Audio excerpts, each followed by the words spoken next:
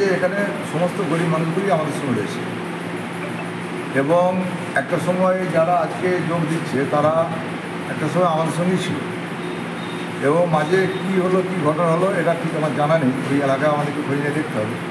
তারপর এরা বিজেপির সঙ্গে যুক্ত ছিল কিন্তু প্রকাশ্যে বিজেপিতে ওরা নামেনি এবং কোনো বিজেপির মিছিলে যোগ দিয়েছে বলে এরা আমার চোখে পড়ে।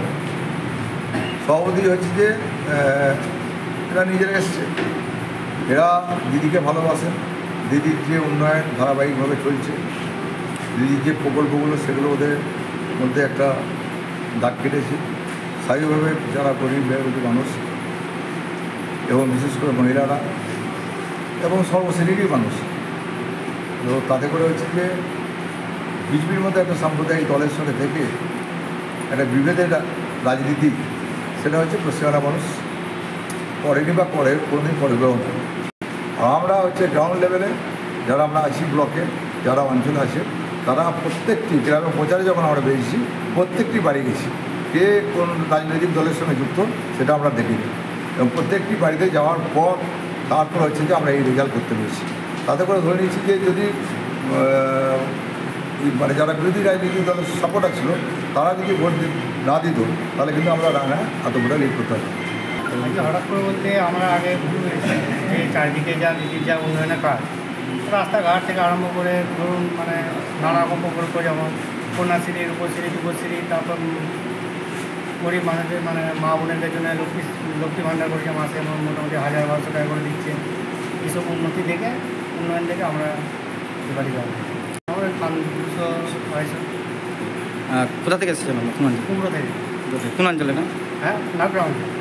আপনার নাম করিয়ে হবে মানে বিজেপির আগে মধুসভাপতি ছিলাম, তারপরে রায়না যুবর দায়িত্ব ছিলাম। কী বলতে এরা বিগত দিনে বিজেপিটা করেছে, বিজেপিটা করে দেখেছে যে ধাপ্পাবাজ মিথ্যাবাদী একটা সরকার উন্নয়নের নামে মানুষকে হামলা দেয়। সেই কারণে বাংলার উন্নয়ন মমতা ব্যানার্জি যে উন্নয়নের ধারাবাহিক বজায় রেখেছেন। 9 করে 64টা প্রকল্প বাংলার জনমুখী প্রকল্প উনি গ্রহণ করেছেন, প্রত্যেকটা প্রকল্প সাধারণ মানুষের জন্য। সেই উন্নয়নের প্রকল্পে সামিল হওয়ার জন্য, উন্নয়ন যোগ্যে সামিল হওয়ার জন্য এবং উন্নয়নকে আরও ত্বরান্বিত করার জন্য ওনারা বিজেপি ছেড়ে আজকে তৃণমূল কংগ্রেসে যোগদান করেন।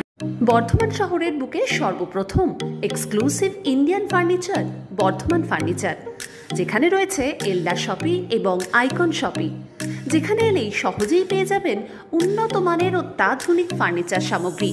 ঠিকানা বালিঘাট, জিটি রোড, নবাবহাট, পূর্ব বর্ধমান। যোগাযোগ 7001416479।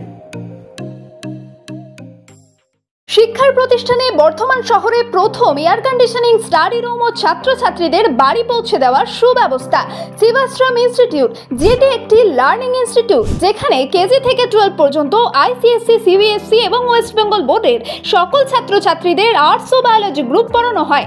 এছাড়াও স্পোকেন ইংলিশ অনলাইন ও অফলাইনে পড়ানো হয়। শুধু তাই নয়, বিএ ইংলিশ পাস থাকাদেরও শিক্ষা দেওয়া হয়। শিক্ষিকা স্তিভা ঘোষ ও স্বপ্না ঘোষ। বিস্তারিত জানতে যোগাযোগ করুন 9593100488 এই নম্বরে।